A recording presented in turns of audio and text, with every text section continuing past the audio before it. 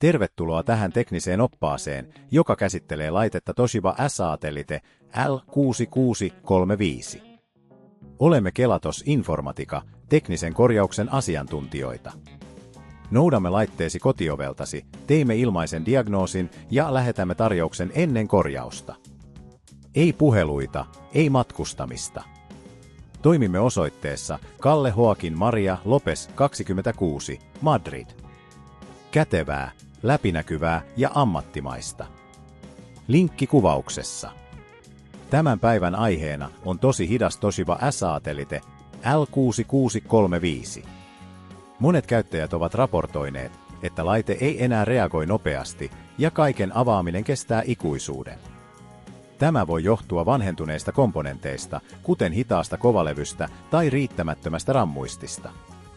Jos ongelmaa ei hoideta ajoissa, se voi pahentua ja laite voi lopulta lakata toimimasta kokonaan. Tarvitsemme seuraavat työkalut tämän korjauksen suorittamiseen: ristipääruuvimeisseli, antistaattinen ranneke, uusi kovalevy ja RAM-muisti. Ensimmäiseksi avataan laite turvallisesti. Varmista, että laite on pois päältä ja irrotettu virtalähteestä. Aseta antistaattinen ranneke käsivarteesi ja käytä ristipääruuvimeisseliä laitetta avataksesi. Löydät ruuvit laitteen pohjasta. Irrota kaikki ruuvit ja nosta varovasti kansi pois. Seuraavaksi etsimme vialliset komponentit. Toshiba S-Satellite L6635 SSA-kovalevy on yleensä helppo löytää.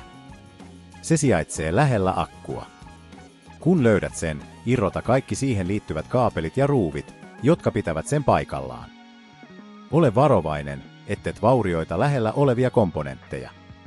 Kun olet irrottanut vanhan kovalevyn, aseta uusi kovalevy paikalleen ja kiinnitä se ruupeella. Sitten siirrymme RAM-muistin vaihtamiseen. RAM-muisti sijaitsee emolevyn lähellä ja se on kiinnitetty 2 klipsillä. Paina klipsejä kevyesti sivuille ja nosta muistikammat ylös. Aseta uudet RAM-muistit paikoilleen ja varmista, että ne napsahtavat kunnolla paikalleen. Kun kaikki komponentit ovat vaihtuneet, sulje laite takaisin. Aseta kansi paikalleen ja kiinnitä kaikki ruuvit tiukasti. Liitä laite takaisin virtalähteeseen ja käynnistä se. Tarkista, että kaikki toimii kuten pitää. Jos tämä tuntuu tässä vaiheessa liian monimutkaiselta, muista, että Kelatosilla noudamme laitteesi kotioveltasi ja palautamme sen korjattuna. Jotta ongelmat eivät toistuisi, kannattaa pitää huolta laitteistosta. Puhdista laite säännöllisesti ja varmista, että käytät vain luotettavia ohjelmistoja. Älä myöskään unohda päivittää järjestelmääsi säännöllisesti. Jos et halua ottaa riskiä laitteesi vahingoittamisesta, Kelatosilla noudamme, korjaamme ja toimitamme sen kotiisi kaikkialle Suomeen. Linkki kuvauksessa.